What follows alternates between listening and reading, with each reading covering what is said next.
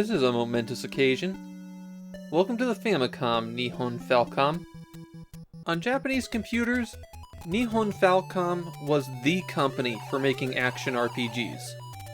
And their flagship series, up until 2 weeks before this Famicom port was published, were the Dragon Slayer games. As you might guess, the games were about people who had to go adventuring to find the means to destroy a dragon. The release of Dragon Slayer IV on the Famicom is going to open the Nihon Falcom floodgates. We're going to see quite a few of their games ported to the system over the rest of 1987. But despite being a publisher on computers, Nihon Falcom never releases anything on the system themselves. And they don't hand things off to just one partner publisher either. Namco has this game, but we're also going to see ports distributed by Hudson, Tokyo Shoseki, and Victor.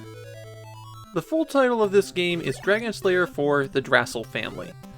The family is a family of adventurers who live in the Highlands of Scotland. I'm just going on what the strategy guide says for that one.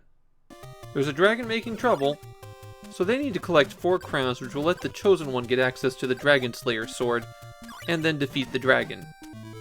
There's 5 family members, so 4 of them have to obtain a crown, and 1 of them gets the sword. You start out in the family house where you have to select a character, and just by the nature of how I record, we're going to be seeing a lot of Pochi, the family pet.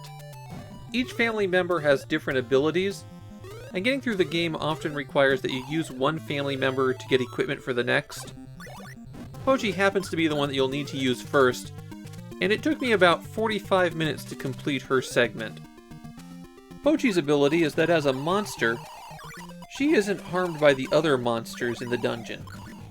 Instead, she can walk on top of them without getting hurt, and that lets her get to high places. Pochi has a rapid attack with a very short range. Pochi's other weakness is that she can't use a lot of the items that you can collect in the dungeon. Pochi's greatest risk is fall damage. Everyone takes it if they go just a little bit too far down, and you'll often see it happen when you jump down 1 step. If you can run off the edge and land on those, you're better off. Zem is the father in the family, and he has high attack power with a pretty weak jump. A piece of equipment that's only available for him are the gloves, which let him shove bricks around. The gloves are also very difficult to use. They're activated with the jump button, and you have to hold that button down while pushing into a brick. You can only push the bricks, you can't pull them, and there's a lot of points that require pixel-perfect movement to get a brick to go the right way. I'm not showing off speedrunning tricks here.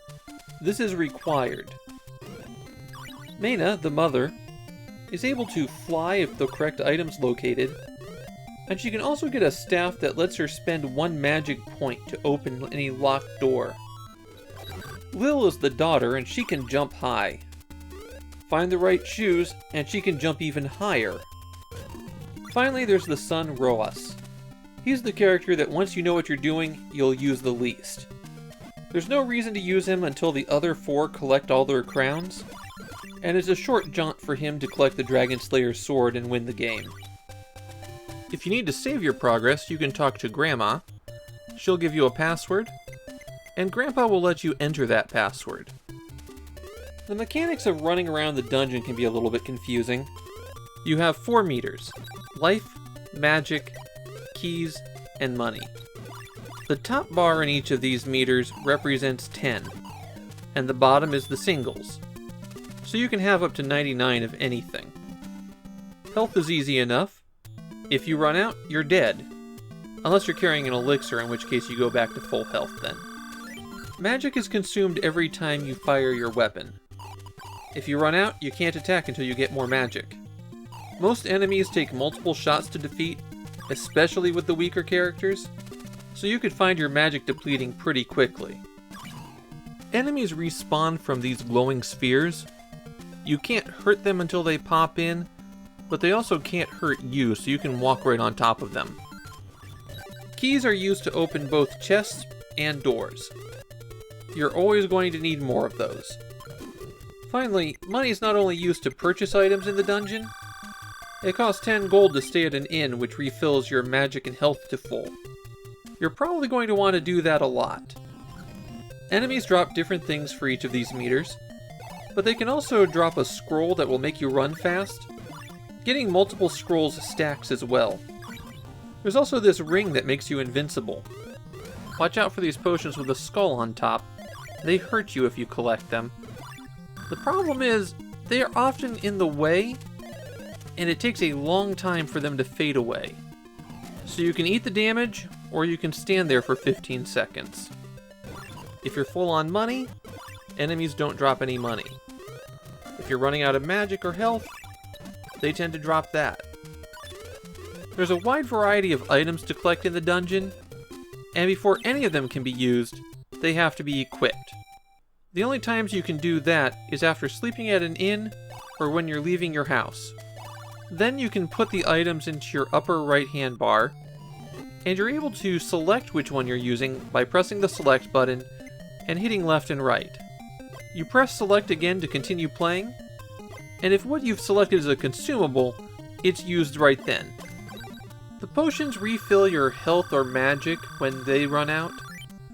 The knuckle and the wand increase the effects of your attack at the cost of magic. The armor lets you defeat enemies by running into them, though again, it costs magic. And using the crystal teleports you back out of the dungeon instantly. And the dungeon in Dragon Slayer IV is huge. It's 16 layers deep, 4 zones wide, and each zone is about 4 screens across. Large chunks of the dungeon are gated off behind things that require special abilities to get through, and secret passages abound. You will need to map if you're going to have any hope of navigating this. As you explore, you'll find these treasure chests, and they'll have items in them. These chests don't respawn, and there are some that are accessible to everyone, so you might want to leave some things behind in order to be collected later. Especially the money, where the bags inside chests are worth 50.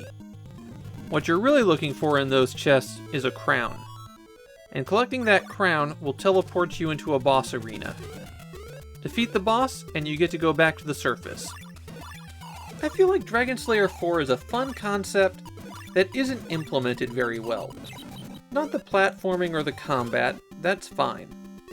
Puzzling out which characters you have to use, in which order, and where in the vast maze you have to take them, that's a bit of a headache. And I'm not sure it actually adds a lot to the gameplay. Once you're on the correct path, things tend to be pretty linear. It's finding that path to get started on that's the problem. And mechanics like block pushing and jumping off monsters' heads feel very finicky. It never seems to work quite the way you want it to. That means you could try the right solution and have it fail with no feedback on what you're doing wrong. So you just wander off to try something else. You pretty much have to play Dragon Slayer IV with the guide in hand. I wish the game leaned into those puzzle elements more, and did a better job of implementing them. As it stands, I found Dragon Slayer IV to be interesting, but kind of frustrating to play.